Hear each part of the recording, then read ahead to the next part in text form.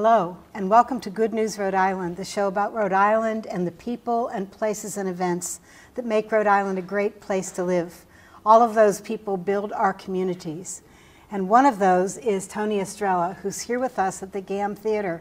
He's led us on the stage of JQA, and we're going to be talking about that play and many others that are coming this year in this fabulous 35th anniversary season. Right. So congratulations, Tony. Thank you. And have you been here for all 35? I've been on the planet for the 35, and then some, but not with the company. What is it now? My first show was in 1996, so if I do the math, what is this, 2019? I can't remember. 23 years or some of it, years. so more than half. As I have talked with you and watched you in various plays, I realize that your head must be full of many lines, great lines, Shakespeare's lines, whatever. And I wonder how you live with all that in your head, because mine feels very empty in comparison. Yeah, you know, the funny thing is after shows, oftentimes the first thing people will say to you, they'll say, "Oh, we love the show. How do you remember all those lines?" You know, people seem fascinated by the memory process with things, and my response is always, it's the easiest part of the job, and that we all have a kind of memory for things that's much better than we think it is. You know, the songs, I bet if I asked you, you probably have a zillion song lyrics in your head that you could just roll off, you know, something you haven't heard in 30 years, you could start singing it again. Yes. And so great song, great poetry, great literature tends to stick. You know, you talk about Shakespeare and it stays up there. But then, of course, as actors, you have to find room for the next show, too. So sometimes they go away quicker than you think as well, because you got to fill it in with something else. I always say the mind is a runway, airway runway, and sometimes there are too many planes on the runway.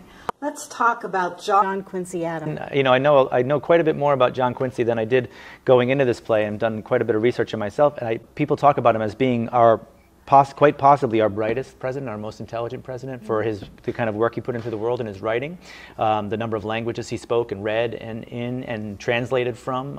He was a really remarkable guy.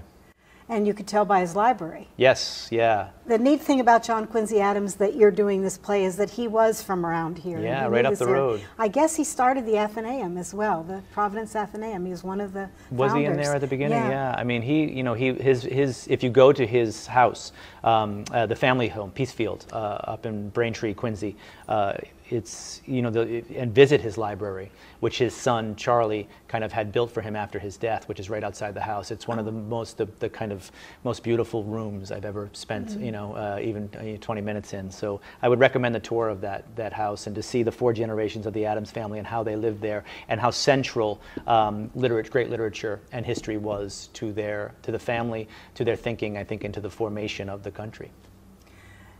Do you think that they were dictatorial, rigid people? You do? Yeah, well, from everything I know a little bit, I think that John, his reputation and John Quincy are both kind of, at least they come through history for us as kind of these a little bit more, you know, rigid, not the most personable kind of guys in a kind of charming, a cult of personality way. You know, the argument that a lot of historians make is that they disdained that, and some would say that that's why they both were one-term presidents, because their disdain for politicking and the kind of the personality games that kind of go around it, and also their disdain for parties. They both had a kind of quite a distaste for the party system as it was developing at the time.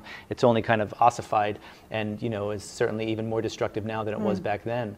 But they saw the dangers of it coming, and they were both, I think, men of great integrity in their own personal beliefs and principles, and for the most part put principles ahead of political expediency, which is essentially the argument I think Aaron's making in JQA, which is that principles versus, you know, that are more important, and we have to stick to them somehow. We have to reaffirm, redefine what they were at the beginning, and kind of interrogate them and say, ask the question, are they still how we want to kind of think about our country and ourselves as citizens?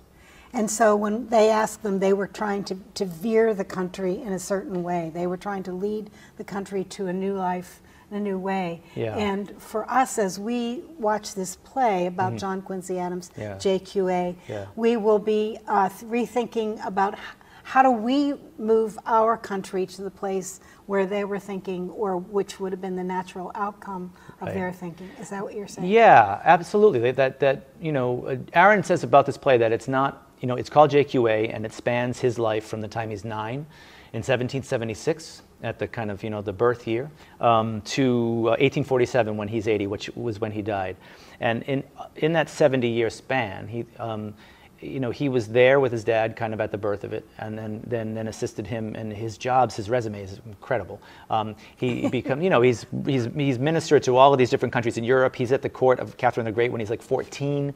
It's crazy. Comes back, he goes to Harvard, then he becomes a congressman and a senator, and then he's the Secretary of State, then he's the president, and then after the presidency, he goes back into Congress for 9 terms. So he served almost 18 years. He died, actually, he collapsed on the floor of Congress, and 2 days later he died. So kind of died with his boots on. And at every single, there's a great line that he has at the end of the play where he says, as an old man to Abraham Lincoln, he says, I knew General Washington, and I've known every, you know, important man that this country has flown up the flagpoles since, you know. And to be there at the birth of what, you know, was tried to create, the framework, and then to see it get to the cusp of its destruction, which happens, of course, shortly after he dies.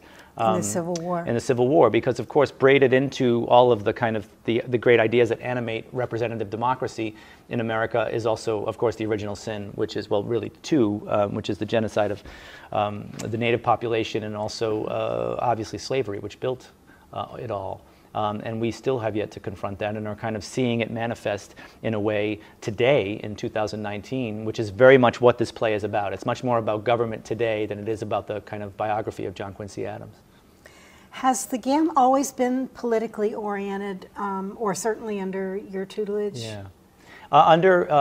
Since I've been artistic director, that certainly was something that came to define, I think, you know, marketing, in the marketing parlance, they call it your brand or whatever, which is an awful word. But I think when we think of our mission and our vision of what we do, it kind of rests on a couple of things. And one is, you know, this epic plays, I like to say, in an intimate space is really important. And because of that, and we in the beginning of my tenure here, we really started to do Shakespeare in that way, and that caught on. People were, for the first time, a lot of people got to see these big Shakespeare plays in these tiny, tiny spaces. Now, the space we're in now, which is 185 seats, is an intimate theater. I can see that back row from where I'm sitting in the middle of center stage here. I could see the eyes of the patron who's sitting there, and that's really important to this communication that we have on stage every night, and really important to the mission of the Gamm. And so to do big plays like that and to do them intimately has been a huge part of what we do. So we do a lot of Shakespeare, and then of course it's always been, we've always tried to do plays that speak right to now, and that have, and sometimes kind of controversial, uncomfortable, political and social things that are going on around us that we want to be able to address with our audience and share these discussions, this engagement about important things. Is the audience ready for you? They have, well, we're still here at 35, so I think they have been. We couldn't do it without our audience. We have an incredible subscription base. Those people who buy the entire season, and many of those people automatically renew. So I think they have a trust in the kind of work we do, and I think there is, a hunger amongst them to have the experience of all 5 plays together and what those 5 plays kind of say to each other. The way, when I think of planning a season, I always try to think of it holistically, and to say, I think about it for the subscribers and think, well, when they go home, I want them to be able to think of JQA and how it's going to connect to the next play after that, It's a Wonderful Life even, and then how it's going to connect to Assassins, or what stories are these going to tell, and you get your added value by seeing all of it. Kind of like in 70s parlance, we would have called it like a concept album, where one story gets told with all the songs. So the plays speak to each other, I hope, in interesting ways, and if you see them all, you get an added experience.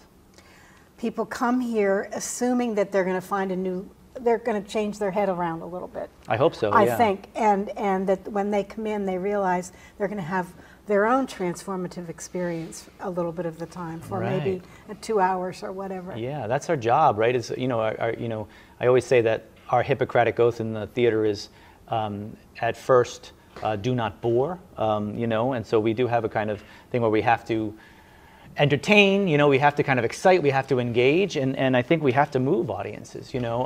JQA is a great example. So far, we've just had one weekend of performances. We just started up, and what we're seeing consistently is grown men crying, and that makes me very happy.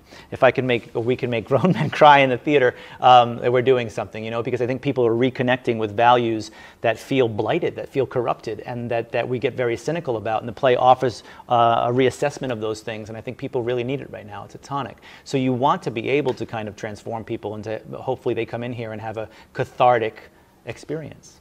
You try to remember everything you've known. You can't just come blank slate in a way. You have to bring what you've known. Absolutely. To this theater, yeah. Anyway. This stage, we're sitting on the stage of JQA, John Quincy Adams, playing right now. And tell me about this stage, how you're the director, so I assume you helped to design it. Yeah, well, Michael McGarty is a designer, and he's a great designer. We work with a lot. He's a brilliant, brilliant guy.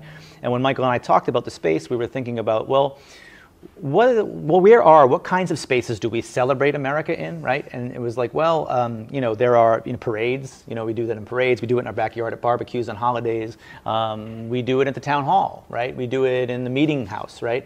And so we're trying to think of a space that could somehow make everybody feel like we were in this thing together, so that it wrapped the audience in its embrace in a way that felt like, you know, we could have a debate, right?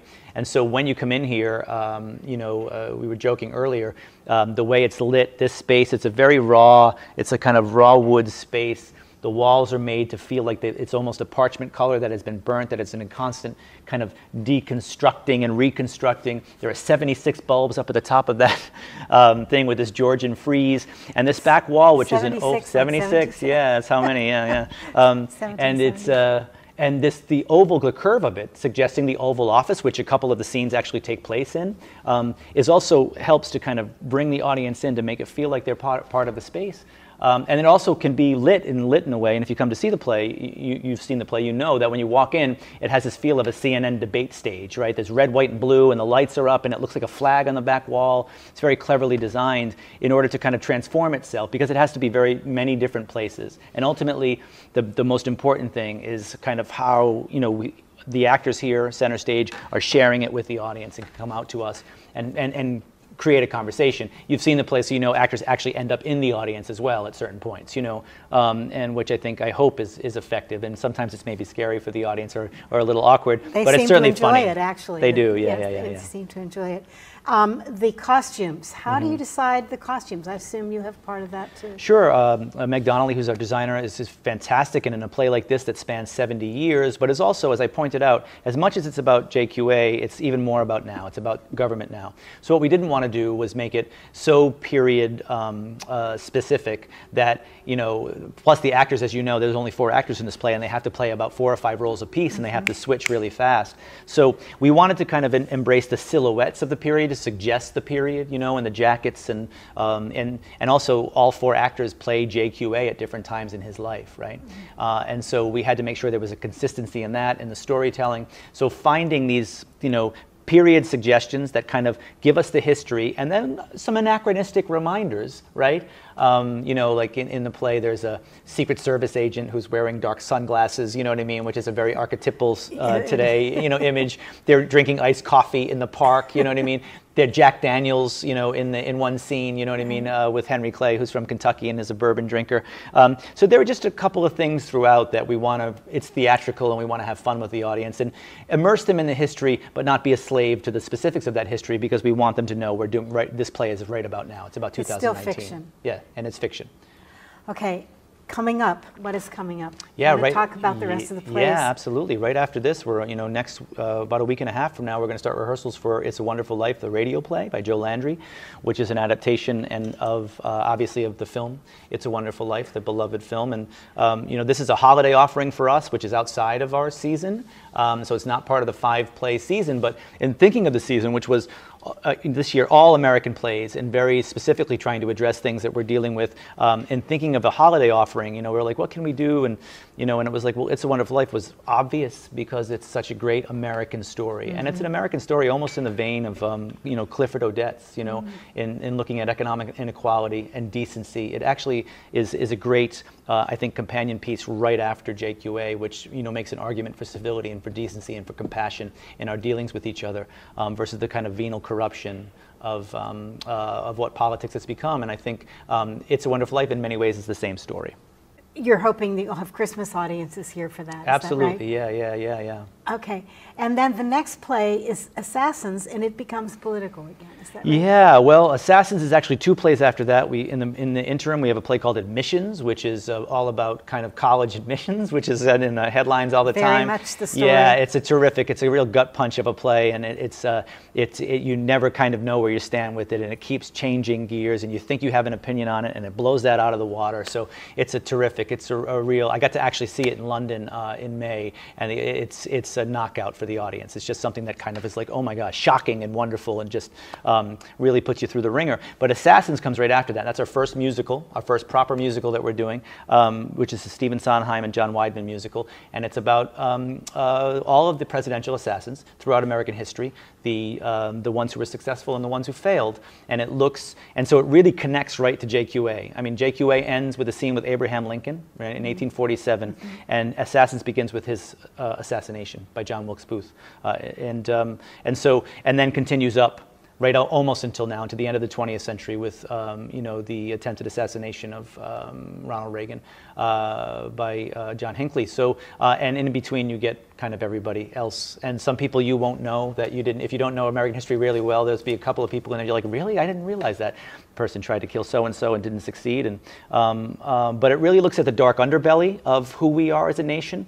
I think JQA is arguing for the reassessment, and Assassins is saying, well, where have we become? You know, because now the mentality of the assassin, right, as I would argue, is occupying the White House, right? That there's an idea about that you can just blow everything up, and that's the way to kind of transform or to make things work. And so I think it's a very, very timely play, and I think those 2 plays together give us a kind of scope of the entire history of the country, which is great.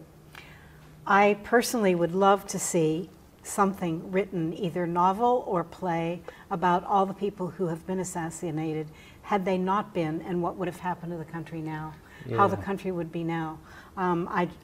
Or if they had not been if they had been elected when they were actually elected by the natural vote. Anyway, I just think the country would be a very different place. Absolutely. If that, you think of just the 1968 alone. 1965 Malcolm X is assassinated. 1968, of course, is Martin Luther King and Bobby Kennedy, and and there was just a string of, it seemed like, and it predates me. I was born in 1970, so this is history for me. But you cannot help but wonder how some of those figures, what would have happened had they lived on. Martin Luther King and Malcolm X should still be with us. They would be old men, but they should still be with us today. Still be their wisdom. What would have changed? What would have changed? Who knows? How the effect on the system. But sometimes the system resists change so badly that it has to destroy those who want to make it better. And in those cases, it did. I just saw something on Facebook, and I'm sorry to talk about Facebook here, but I just saw something of John Kennedy talking about health care and how everyone deserved health care. Yeah.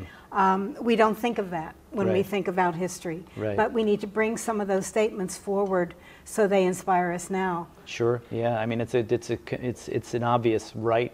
John, not only Kennedy, but many people on all sides of the divide, the supposed divide in politics, have talked about that as a fundamental human right.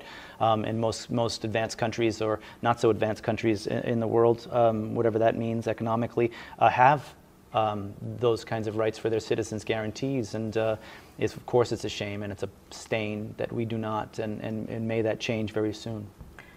When someone is given a part to play, how do you inhabit that part, or does that part begin to inhabit you? I think it's kind of it's probably both things. You have to bring, as an actor, you bring who you are to it. I always tell my students when I'm teaching that, you know, if you're doing a play, you have 4 weeks of rehearsal, say, right? And you have to create a new person. How do you do that in 4 weeks? You've been working on you for however many years you've been alive, right? So I'm 49, so I've been rehearsing me for 49 years, and all of a sudden I have 4 weeks to become George Bailey.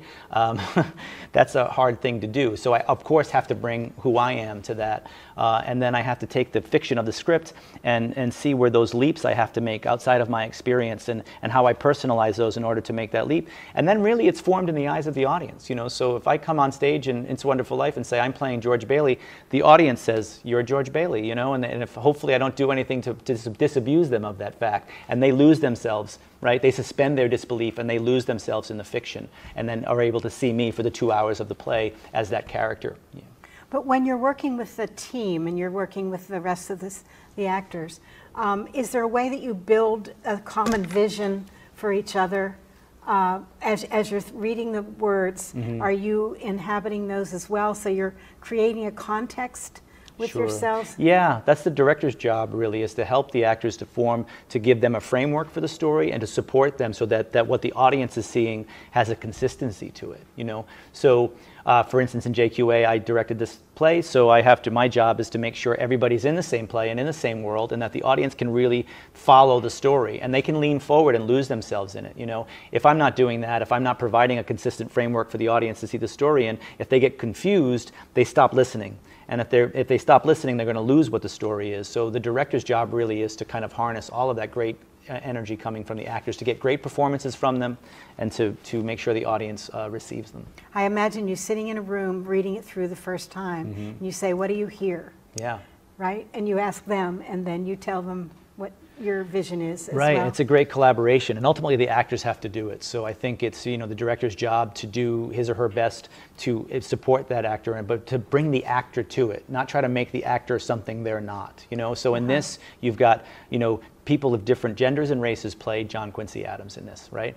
And so we're not there to convince the audience that this Helena, who is, you know, a 27-year-old woman, that is John Quincy Adams, that naturalistically she becomes John Quincy Adams. She doesn't have to do anything to kind of convince us. We just have to say that, and then she has to bring who she is, because that's what Aaron wants in this play, that embodying these ideals of the country and these people that kind of created these ideals is all of our story. It's not just a story for this kind of person. And so you want the actor to bring themselves to it, because that's where it's most powerful. That's what's going to make the audience lean forward. Certainly when I looked at her at, what, age 8, I felt like she was age 8. She really did it well. Yeah. We were and you all forget. sort of giggling. Yeah, you go, okay, there she is. She just said she's 8 or 9 years old and she's doing her thing, and she's a boy, and then you buy it. You lose yourself. It's the audience's imagination that does it for us. So, you know, the audience makes our job as actors very easy. Sometimes. So, sometimes. I don't think your job is easy. I have to say it's not easy. It's hard. Let's move on now to some of the other plays that you're doing this year for the 35th anniversary. Yeah.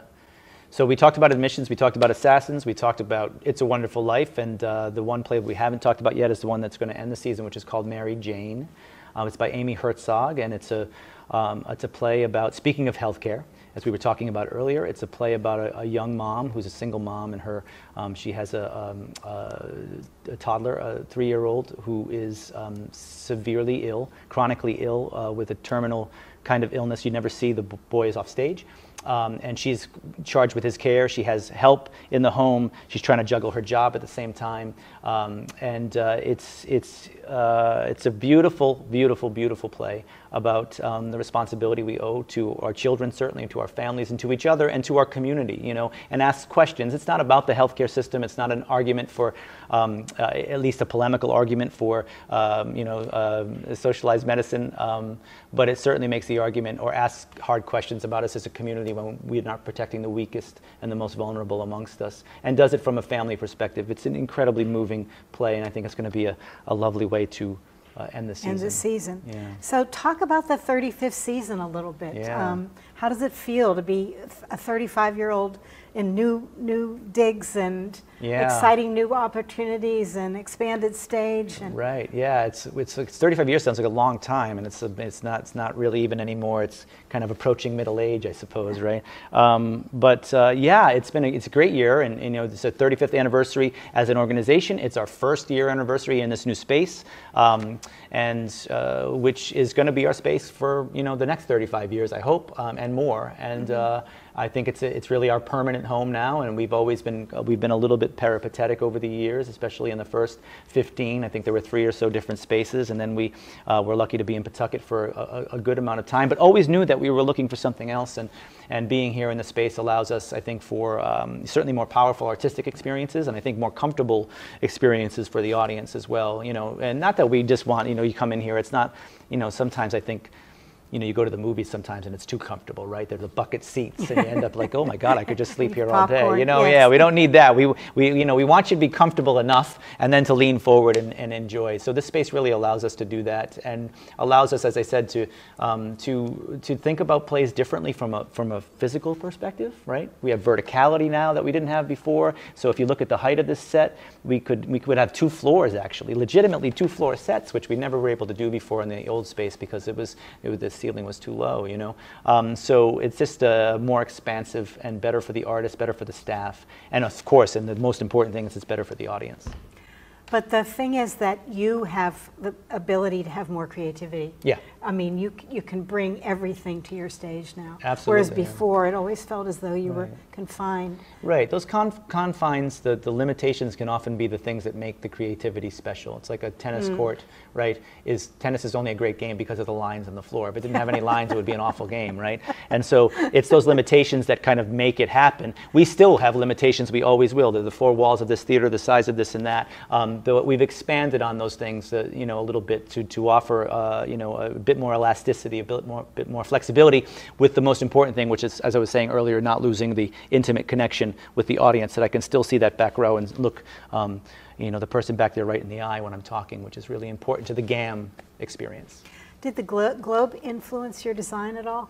Not really, though the globe is always in my head as a kind of ideal space for theater, though this does feel like that. I mean, you want the kind of audience rising up from you, and that, like the globe showed us in Shakespeare's day and continues to, bare boards and a passion as our beginning and our end. It's really all we need, as we need the actor, the audience, and the play itself. You must have many theories about why we need theater.